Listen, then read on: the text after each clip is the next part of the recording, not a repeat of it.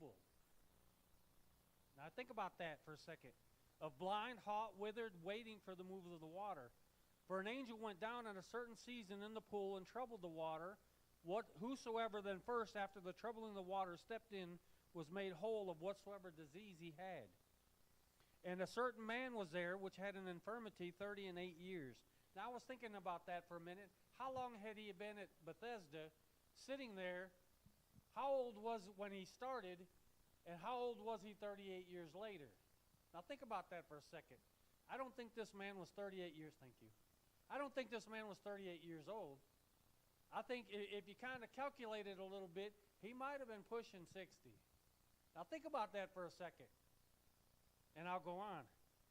When Jesus saw him lie and knew that he had been now a long time in that case, he saith unto him, Wilt thou be made whole? The impotent man answered him, Sir, I have no man when the water is troubled to put me into the pool, but while I'm coming, another steppeth down before me. Now, like I said, think about that for a second. What was happening here?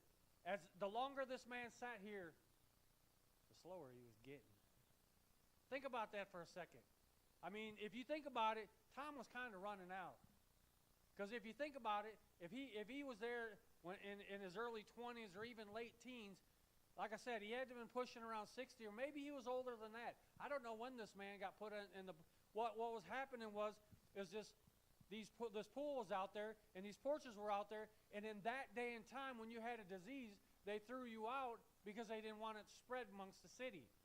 So when you got something, whether it was being blind or whether you couldn't hear or something back in this time period, they would put you in a separate area so nobody could be around you, so because they thought the people around you would get what you had. So they cast you out. So once you got casted out, you were done. You were done. Jesus said unto him, Rise, pool, while I am coming down, another steppeth down before me. Jesus said unto him, Rise, take up thy bed and walk. And immediately the man was made whole and took up his bed and walked. And on the same day was the Sabbath. Now think about that for a second. There was a multitude of people there. There wasn't just this man sitting there. There was a multitude. Now, how many is a multitude? I'd be willing to bet it's probably more than 100. Or it might have been. There was 5 porches. There might have been 1,000. And this man, it seemed to me like over the course of time, had gotten slower and slower. It seems somewhere in his life he got put out on these porches, and he was a castaway. He was a cast out, and he was put on this porch. And when you were put on these porches, you were pretty much put there to die. Simple as that.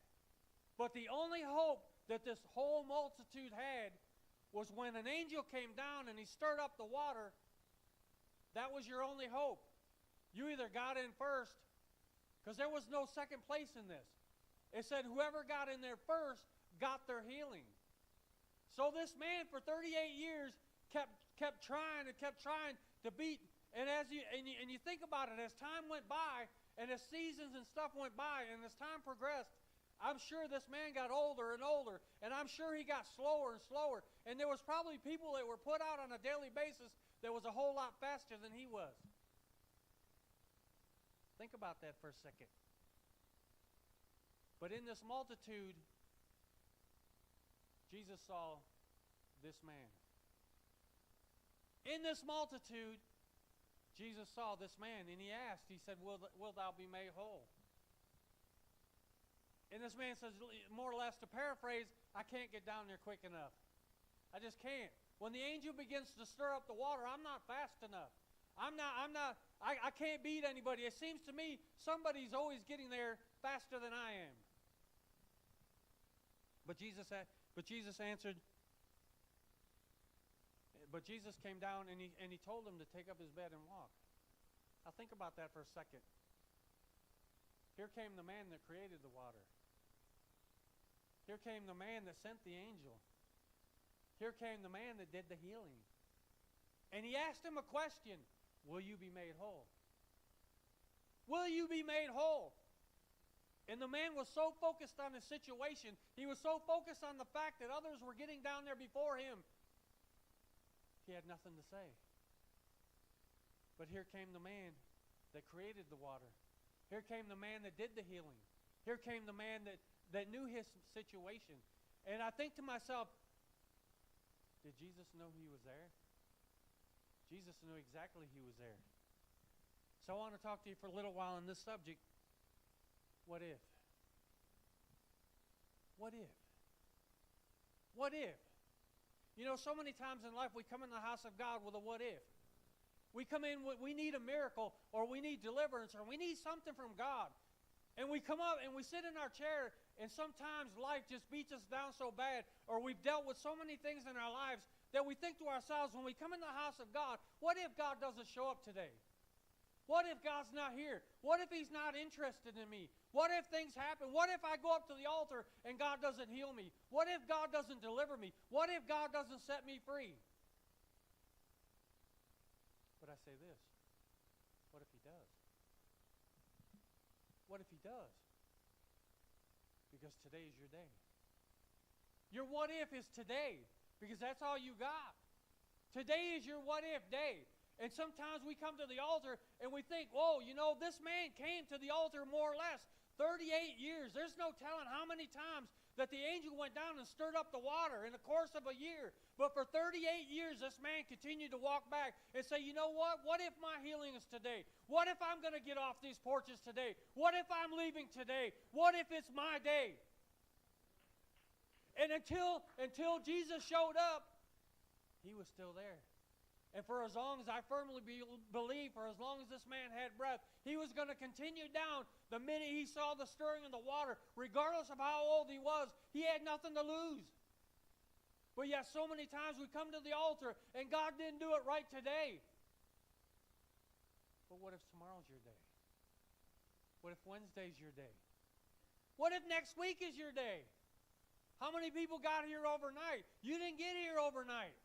You got here a little at a time. And sometimes in our situations, we didn't get there overnight. We didn't get there right instantly. Sometimes we get sick, and it's not due to God's fault. Sometimes it's due to our fault.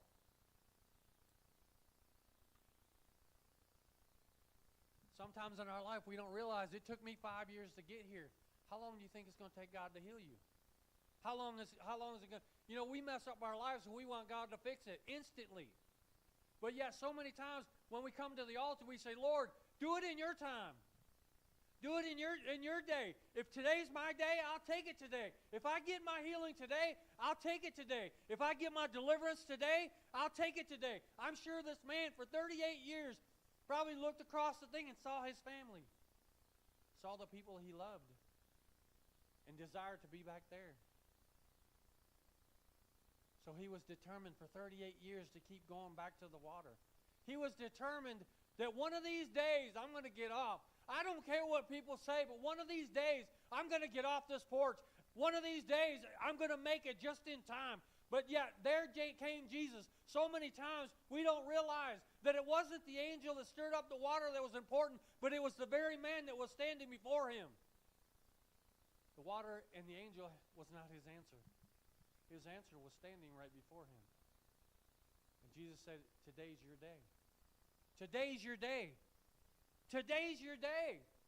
And so many times we come into the house of God and we don't think God showed up for just you. But what if he came through here to this day? He walked up to the altar and he pointed to you and said, I heard you. Today's your day. What if God said, I know you needed a miracle, and today I walked into this house just for you. I know you needed to be delivered. I know your family's falling apart, but I'm willing to put it back together. Today is your day. But so many times we come to the altar, and there's our flesh. Well, you know, God didn't hear you. God's not going to do it.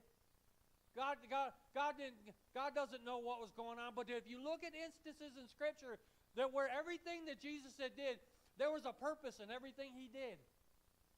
If you look at the woman at the well, there was a purpose. He knew she was there. Look at Bartimaeus. But I tell you what, did he not know Bartimaeus was there?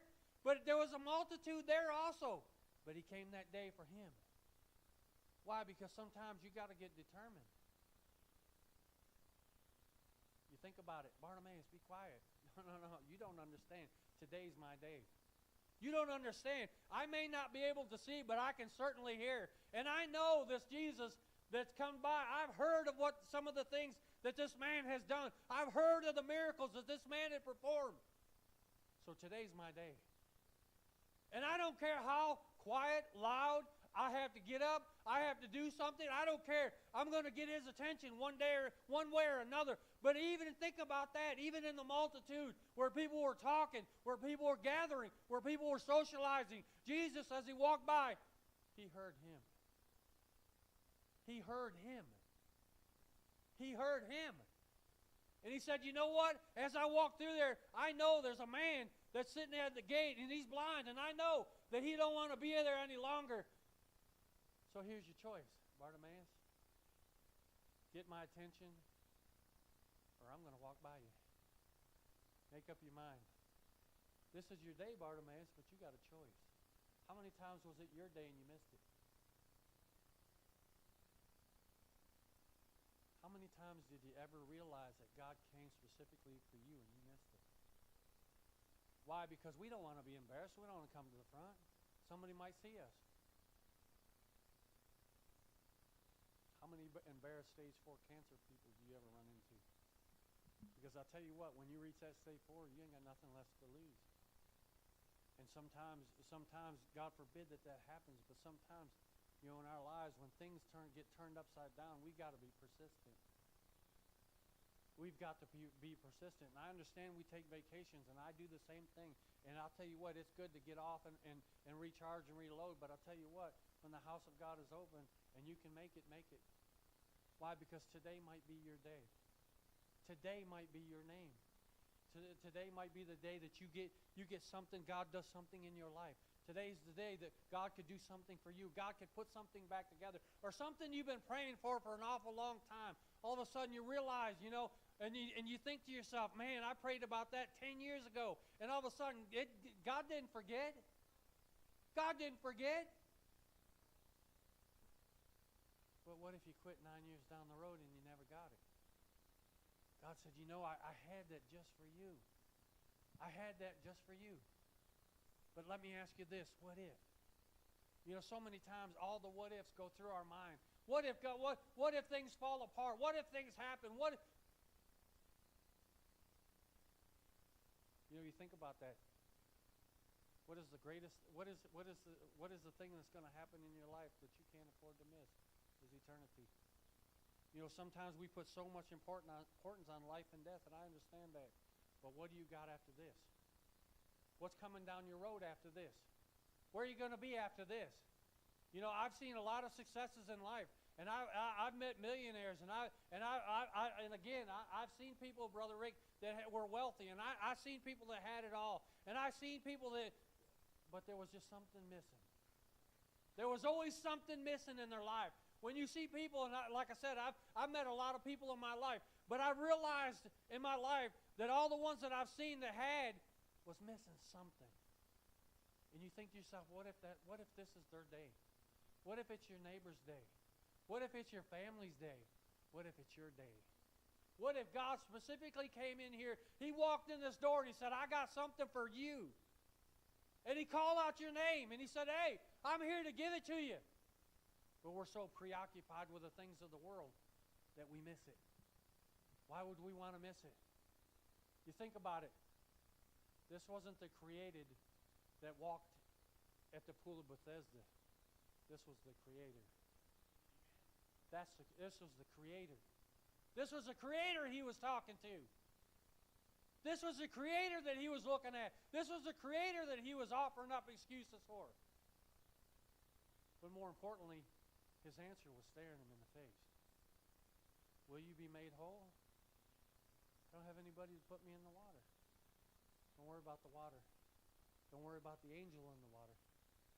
Your answer's standing before you. Your answer's standing right here.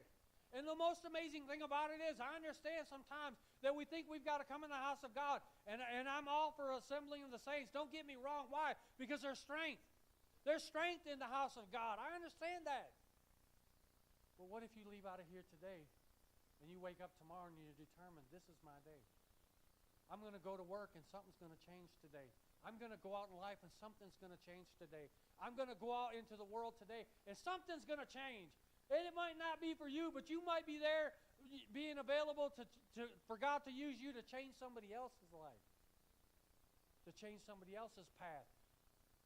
You know, how many times have you walked out into life where somebody's hurting, or somebody's been destroyed, or somebody's sick, or somebody, you know, you could be their answer. Because the day you cross their path, that's their day. Why not be used for their day? You think about that. You know, we claim to have the Holy Ghost. We claim to be children of the living God. But sometimes we walk into life with all the what ifs. What if God doesn't even know I exist? Trust me, God knows you exist. What if there is no God? How's that one for you? But I say this, there's far too much evidence to prove otherwise. There's far too many things that I've seen in my life that I knew beyond a shadow of a doubt God had to do. Because it wasn't me. And it wasn't a doctor. Or it wasn't humanity.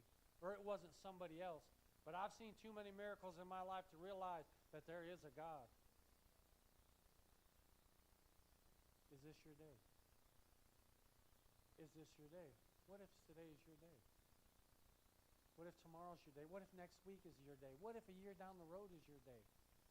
What if you come in contact with something? God says, I can take care of that. I can take care of that. James 4:2 says this, ye lust and have not, ye kill and desire to have, and cannot obtain. Ye fight in war, yet ye have not, because you ask not. Ye ask and receive not, because you ask amiss. Amiss is incorrect, wrong, or not right.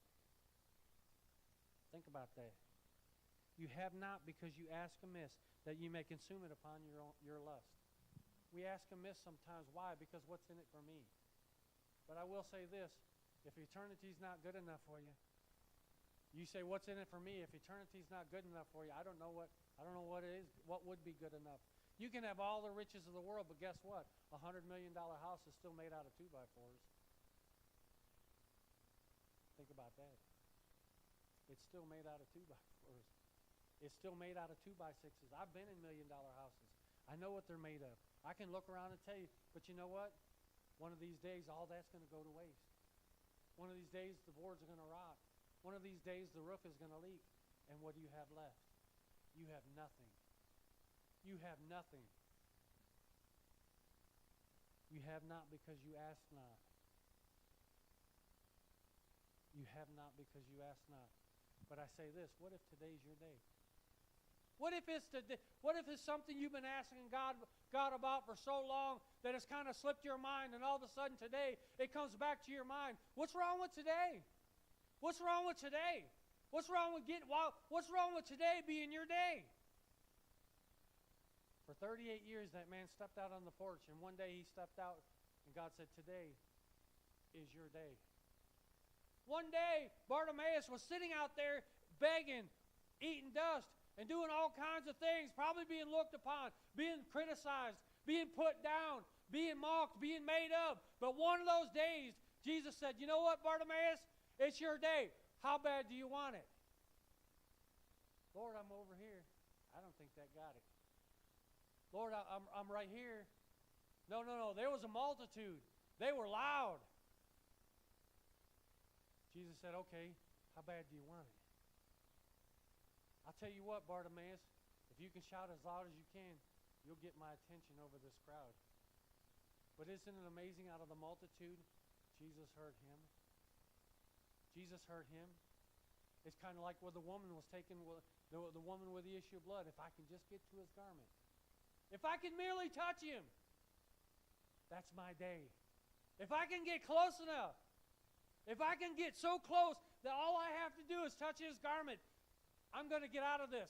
For a long time I've had this problem, and I know that this man that's walking by, if I can just merely, he doesn't have to say anything. He doesn't have to do anything. But I realize if I can get close enough to just touch his garment, then I know I'll be healed. Why? Because you know what? Today's my day. Today's my day. Think about it, the woman caught in adultery. Think about the man who was possessed with demons, so much so that his name was called Legion. And there walked Jesus. What's wrong? Got this problem, Lord. Got all these demons, I can't get rid of them. You know what? It just so happens today, it's your day. It's your day. You see, because the one that you're talking to is going to cast out those legions of demons. But isn't it amazing sometimes we misunderstand the power of God? Because if you think about it, he never yelled, he never screamed, he never got beside himself, he never performed a sermon, he never did any of that. But the man with the legion said, if you will, he cast them out. All Jesus said was what? Go. Go. Go. That was it. That was it. Sometimes we don't realize we want a big prayer meeting. And I understand prayer is important. Don't get me wrong. Or sometimes we got to fast for 100 days. Don't get me wrong. I'm not against none of that. But sometimes when Jesus shows up, it's an instantaneous thing. It's like, you know what? You sat here too long. You're cutting yourself. You're doing crazy things. But today, I came here to deliver you. Today was your day. Think about that. So many times in Scripture. What if today you got your healing? What if today you got your miracle? What if today you got delivered? What if today you got what you asked for? How many times are you willing to ask? You see, in our flesh, we want it now. Today's a now generation. It's kind of like the phone situation. I don't worry so much about that because I know in about 6 months there'll be the next version. There'll be another version. So everybody's got to have the newest iPhone 35, whatever it is. But you know what? The next one will be out. And the next one will be out. Why? Because you're feeding humanity. That's what humanity wants. Humanity doesn't want to get out of their house. Humanity doesn't want to go anywhere. Humanity doesn't want to socialize. So what if today's your day? What if today Jesus showed up and he walked through that door and he called your name and he said, I'm here for you? What if he walked through that door and he said, you know what, Michael, I've got something for just you. I showed up today just for you. I came in here today just for you. I came the distance. I showed up today just for you. Or what if he showed up for you or he showed up for you? And you got what you asked for. And you got what you asked for. Think about this. Mark 9:17 says this. And one of the multitude answered and said, Master, I have brought unto thee my son, which hath a dumb spirit. Makes you wonder how long he had it. And whosoever he taketh, and wheresoever he taketh him, he teareth him, and he foameth and gnasheth with his teeth, and pineth away, and I could not. He answered him and saith, O faithless generation, how long shall I be with you? How long shall I suffer you? Bring him unto me. And they brought him unto him, and when he saw him, straightway the spirit tare him, and he fell on the ground and wallowed, foaming. Think about that.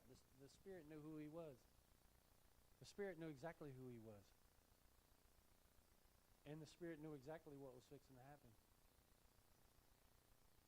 And he asked his father, how long is it ago since they came unto him? And he said, of a child. So this young man had it for a while. Was it an overnight thing? No. But one day, down through the course of this young man's history, he was going to meet his answer. It was going to be his day one of these days. Sometimes in life we want it instantly. That's flesh. And I understand sometimes, you know, we ask in faith. We ask in faith. Because faith is what if he does. Doubt is what if he doesn't. What if he doesn't? What if he doesn't today? That's okay. I'll be back tomorrow. What if he doesn't the next day? That's okay, Lord. I'll be back the next day. I'll be back on Thursday. If you don't heal me today, I'll be back on Friday. You can bet on it. And if I got to keep going at it for 38 years, I'm going to continue.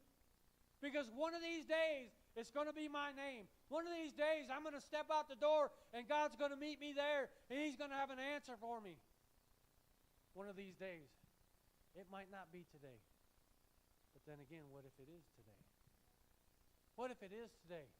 You say, take your chances. I don't think you have to take your chances with God. Because one of these days, He's going to step out.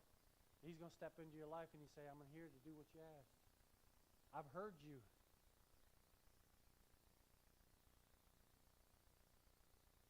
And oftentimes it has cast him into the fire and into the waters to destroy him.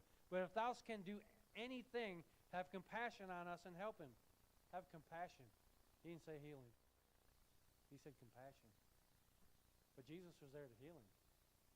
This man was asking for minimum. Jesus said, you know what, I'll go far beyond that.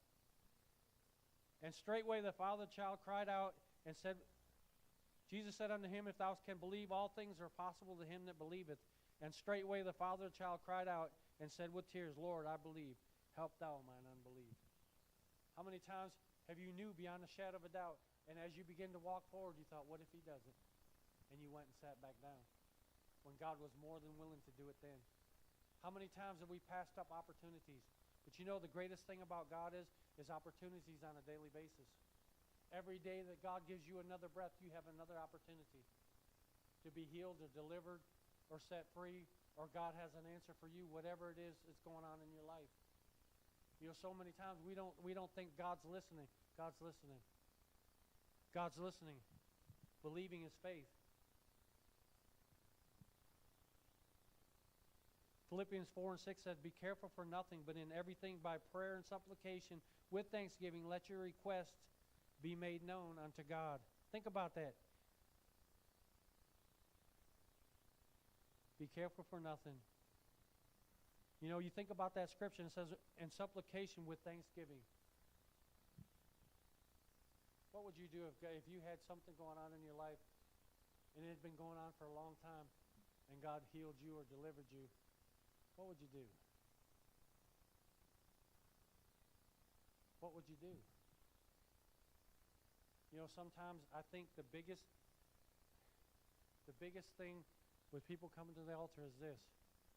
You know, we'll make our requests known, and I understand that, but sometimes the biggest problem is, and this is one of the biggest things I've learned in my life, is this. And if you don't hear anything else I say, please listen to this. But you know what? I've realized that I made my request the first time. And it might take a few reminders, but I think some of the biggest things that the church is missing in 2024 is this, is that after we make our request known 4 or 5 times, we want to continue to do that to constantly remind God that there's something going on in your life. But we miss it. Why?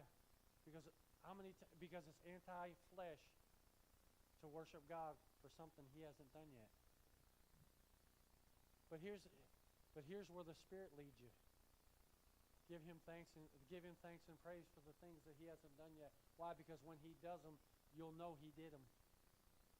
And so many times we come to the altar and we say, Lord, I have an infirmity, or Lord, I've got something wrong with me, or Lord, something going on in my life. But in the second breath, you should say, Lord, thank you for an answer. Thank you for healing me. You say, what are you, nuts? You ain't got it yet. But what are you going to do when you get it? If you can't worship Him now when He ain't done it, what do you think you're going to do when you do get it? I've seen too many people walk out of a hospital healed and worshiping. And worshiping. Why? Because you think about it. The Lord came down there that day specifically for you. You got God's attention. You got God's attention. You were sitting at the gate and you got God's attention. And He came that day specifically for you. How many times has God came in this place specifically for you and He let Him walk out? Because I don't want nobody to think I'm crazy. I don't want nobody to think I'm nuts or something's, you know, or something's going on in my life. I don't want people to know I've got problems. If you're human, you've got problems. You got problems. It's as simple as that. You got problems. And yet so many times we'll go out in the world and act ridiculous. But we can't come in the house of God and act the same way. Why? Why? Because I will say this, if I got my healing today, I'd act ridiculous. I'd act ridiculous. Why? You think about that. You know, so many times we think people don't have their problems. Pastor has his problems. Pastor has things he's dealing with. Pastor's wife has things they deal with. The ministry has things they deal with. You have things you deal with. But what if God said today was your day? What if God said, you know what? I came just for you. I came just for you. 38 years, this man on a continuous basis was getting slower and slower and slower. And his answer was slowly passing him by. But he said one day, today's my day. Jesus said, I came to the pool of Bethesda today for you. For you. Could he have cleared the porches? Absolutely. He sure could have. Could he have cleared the porches of every person that was on that porch? Could he have cleared the porch? Absolutely. Why didn't he? I'll tell you why he didn't. Because some were already gone. Some didn't care. Some didn't think it was important. I'm a castaway anyway. What does it matter? I'm never going to be healed. Why even try to get down to the water? I see all the people standing around it. Why bother? But there was one man. The reason why he got Jesus' attention was because he was determined. I don't care how old I am. I'm going to keep going down to the water till I get what I asked for. I see my family on the other side, and I'm not getting any younger.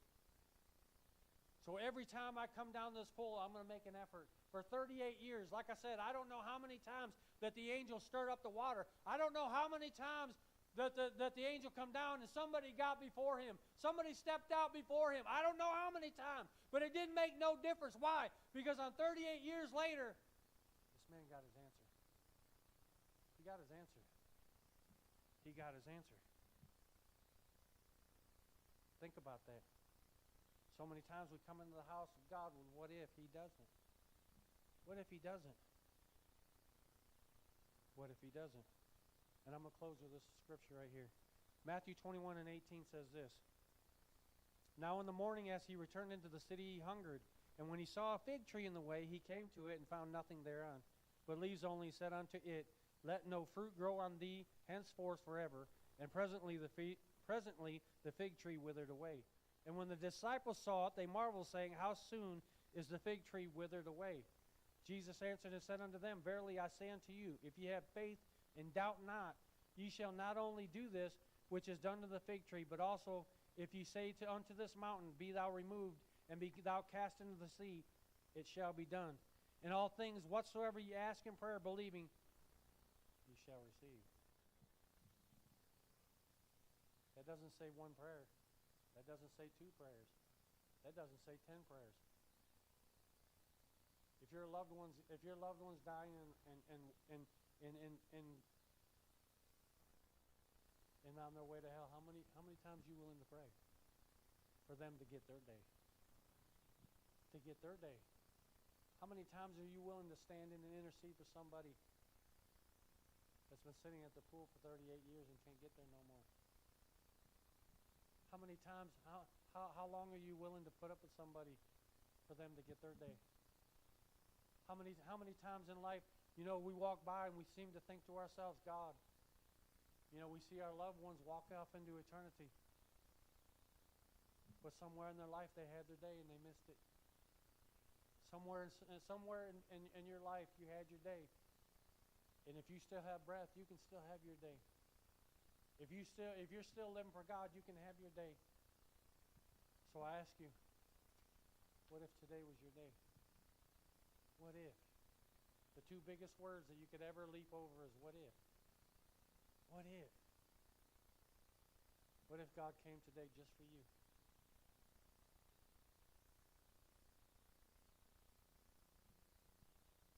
The Bible says he knows the number of the hairs on your head. He knows you. He knows what's going on in your life, but how determined are you? How determined are you? So often in life, we walk into life and things come our way and we just let it happen. But what if today is your day? And you say, well, I don't need anything. That's okay. So here's my question. What if somebody else has, what if it's somebody else's day? We shouldn't just sit back and just let it go by. You know, how many times have you prayed and fasted not for yourself, but somebody else? Think about that. Why? Because I want somebody else to have their day. I want somebody else to come into the house of God and get what they came to get. I don't know how long you've been at it. I don't know how long you've been praying about it. I don't know how long you've been going at it. But today could be your day. Today could be your day. So as we go forth this week, think about that. Tomorrow could be your day. Friday could be your day. Friday could be your day. Saturday could be your day. You say, oh, you know, there's no platform, there's no music at my house. But it's you in the presence of God. That's all you need. Today could be your day. Let's stand.